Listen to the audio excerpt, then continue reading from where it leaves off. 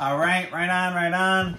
Welcome to Taylor Ham Tuesday, and look at this sandwich here. This looks just amazing there. And look at those biscuits there. I make damn good biscuits.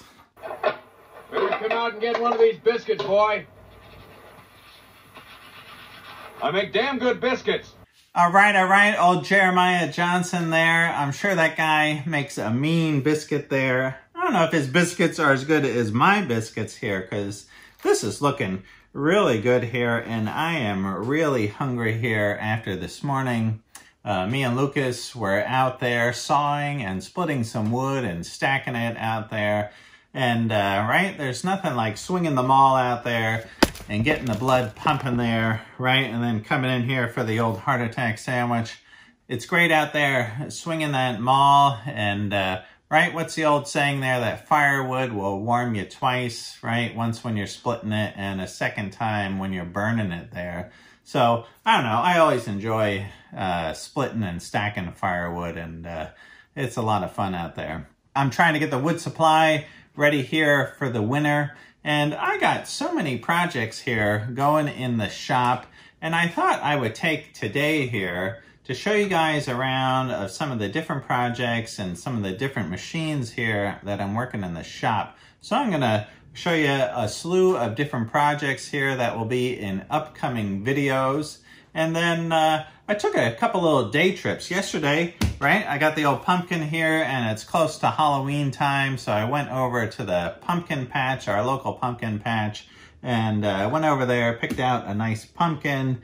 And then just down the street, one of the garden places there, they got a nice pumpkin walk. I went through there and checked out some of the painted pumpkins that some of the kids made locally. And the fall colors are so nice this time of year. It's just a really gorgeous time here in the Pacific Northwest to get out and about. There's a little labyrinth that I like to go to, and that's really nice to go there. It's a real meditative walk around this labyrinth. And then later I'm going to show you a trip that I took out to the coast there, and I saw this amazing tree out there on the beach, and people come from all around to check out this tree. So I'm going to show you some footage of that tree there. So let's get busy in the shop. There's lots to do here today.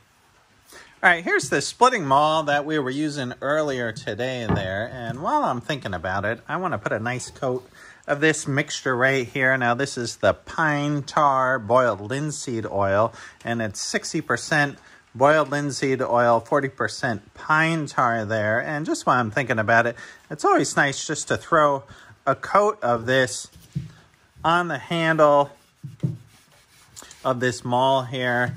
And I put it over the whole head and everything, just, right? Give it a coat of the old pine tar there, just like Babe Ruth there or Mickey Mantle there, right?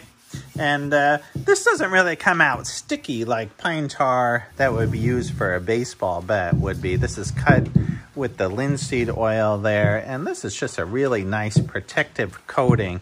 And right, I really don't like shellacked handles or that type of thing for these types of tools, right? Those shellacked handles, they just slip right out of your hands and be shooting off into the woods there, right? But this combination right here, it's not slippery and it's not too tacky either. I think it's the right combination there. And these handles feel really good in your hands after giving it a coat of this. So, right, I'll give it a coat here, and then I'll just lean this up by the wood stove there tonight, and this will be ready to roll in the morning.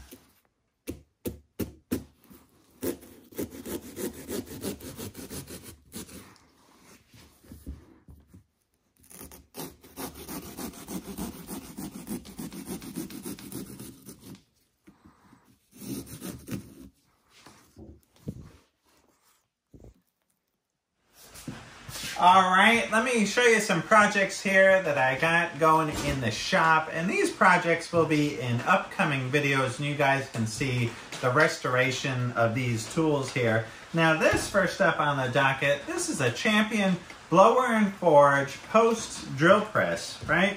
And I think these are just awesome. This is a number 200.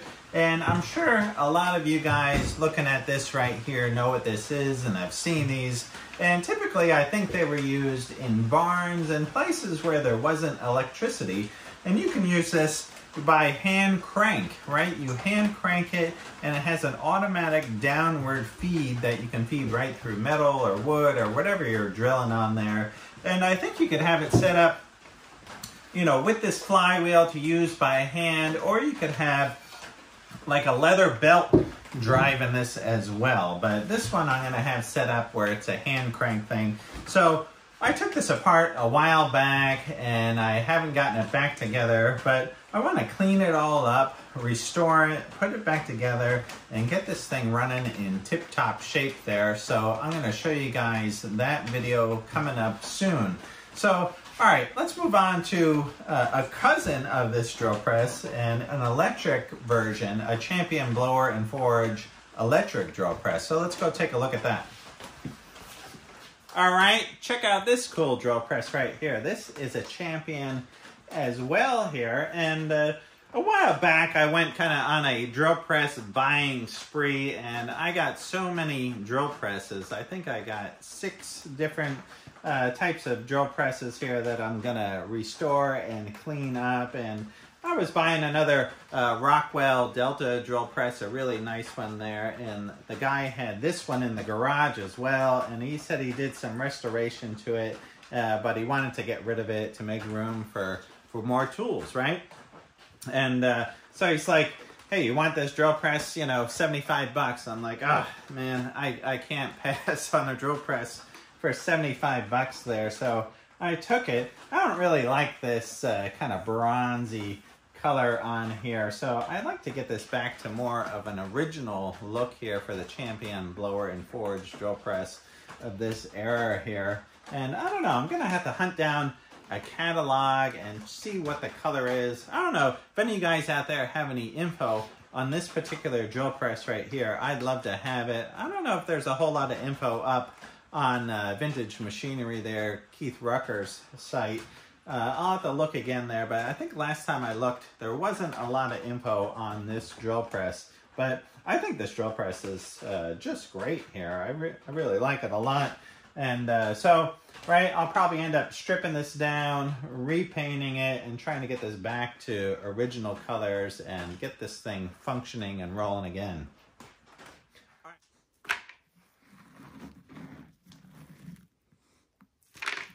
All right, now what I got right here is a Walker Turner drill press. And if you guys know me, I really like Walker Turner machinery. You can see right down here, here is a drill press of my grandfather's that I restored. I kind of did a semi-restoration of that not too long ago, and you can see a video on that if you go back here in the archives there. Now that's a Walker Turner 900 series driver line, 1937 there, and I just love that drill press there. And that's the drill press that got me interested in Walker Turner equipment. And so I saw this drill press at one point here, and a guy had a great price on this, so I picked it up. And this right here, I looked up the serial number here, and this is a 1951 Walker Turner.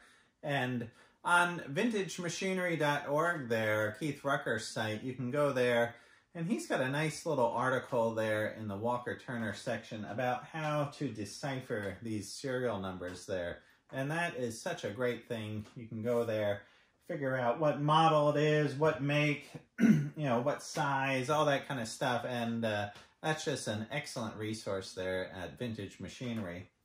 And likewise, this drill press here, I'm going to restore it. I'm going to strip it down, repaint it. Looks like somebody painted this one orange here. So I'm going to try to figure out the original color that this was painted here. And I could probably try to find that in a catalog or something like that. And again, if you guys have a lot of details on this Walker Turner stuff and maybe you know the color, you know, you could shoot me something there in the comments. But again, I just really like this drill press. It has a lot of nice features here. It's got this little coolant tray here around the table. And it looks like you could put a recirc pump on here for some coolant. And I think I've seen these set up where they have a foot pedal on these. And this one here has this cowling on the back here. And it has a lot of speed changes that you can you know, dial in different speeds on this drill press here. A lot more speed changes than the 900 series driver line there. So anyway, right, here's another project that's coming up here in the shop. So, all right, let's move on to the next one.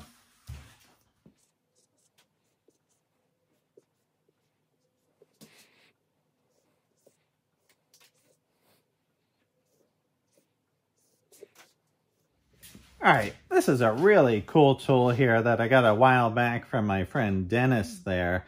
And I just love the Pexo tools. You know, a lot of these Pexo tools are made for sheet metal and metal forming and that type of thing. And they make all kinds of shears and brakes and slip rolls. And this machine right here, this is a combination rotary machine. And a lot of people refer to this as a bead roller, right? Now this is a Pexo and Wilcox, right? And this is a 544A. And it looks like this is made in 1964 there. And if I spin this around right here, I can show you guys, right? Here's these two rollers here, right? So if you crank this handle, right, and you put your sheet metal edge in here, you can make all kinds of different edges on sheet metal, whether you're hemming something or crimping something. And there's so many different dies and rollers that you can put in here. You can just pull off this little nut right here, and you can slide on different dies. This hand crank right here raises and lowers the top wheel depending on how far down you want to crimp that piece or roll it or that type of thing. But right, here's another thing I'm going to restore, right? I just love this old Pexo stuff. I might make a new handle for it here, right? I'm trying to find this green color paint as well. I'll disassemble this thing. You know, maybe it's clean it up. It's a little evapor rust here and get this thing back into tip-top shape there.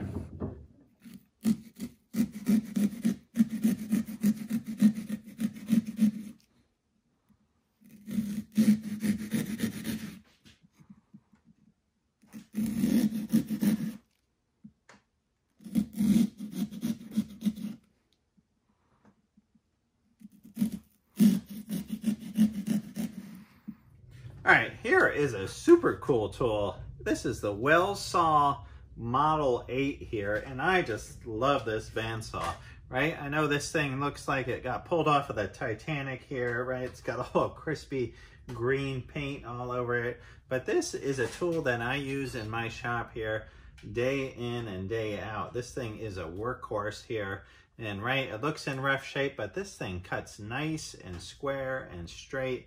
And I can put some really big things in this saw here. I think I can cut up to 17 inches here and 8 inches tall. So, and not too long ago, I had to take this motor apart and do a little refurbishing on this here. I think someone had taken it apart and not put it back together correctly. At some point, there were some pieces that were mixed up in there that I caught, and now it's running a lot better there. The windings are a little old. This is a really old motor there. So I'm probably going to pull this motor apart here, redo all the insides in there, and get this thing running right in tip-top shape there. And I'll try to find the original color for this, possibly. I don't know. I kind of do like that green, right? Like that Pexo green, even though I know these Wellsaws were not painted that color originally. I think this is probably more of like a battleship gray or something like that. But right, again, a great saw here, and this will be a great restoration here for the channel. I think you guys will really like the restoration of this bandsaw here and getting this thing looking just sparkly clean here.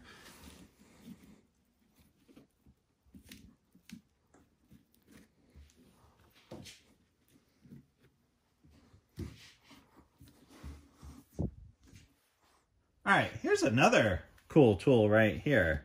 Now this is a chain hoist here. My friend Dan Blyde, he mailed this out from the East Coast on a big pallet here. And this thing is awesome. This is a quick lift chain hoist there made by Coffin Electric there, Electric Hoist. And I got another hoist made by the same company there, but it's a manual chain hoist. And this one, right? 2-ton capacity there, 4,000 pounds, and it's a 3-phase. And likewise, I'm going to clean this all up, and this is a huge project for the shop here. I'm going to put in an overhead craneway in this shop, and my plan is to be able to pick up stuff that I can move onto the lathe and move from the lathe to the milling machine and just pick up heavy items anywhere in the shop. So it's going to be an overhead craneway in the shop here that you can move this chain hoist here to any location in the shop there. So this is an awesome project that I have coming up here, is this chain hoist here. So right on. Thanks a lot, Dan Blythe. Thanks a lot for sending that out. That's going to be an awesome upgrade here to the shop.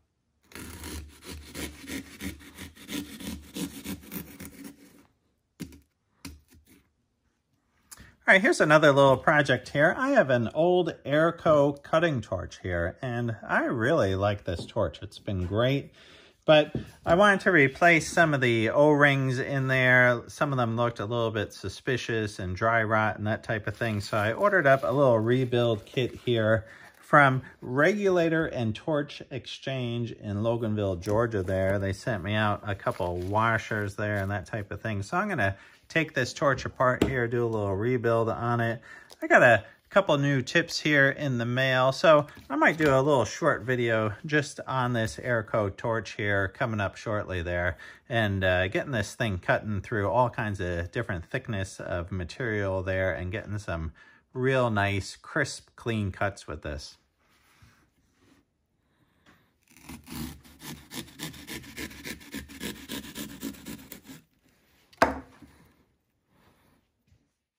All right, and here's another awesome project that I'm working on. I got these Baker's Pride pizza ovens here, and I'm going to start making some pizza, right?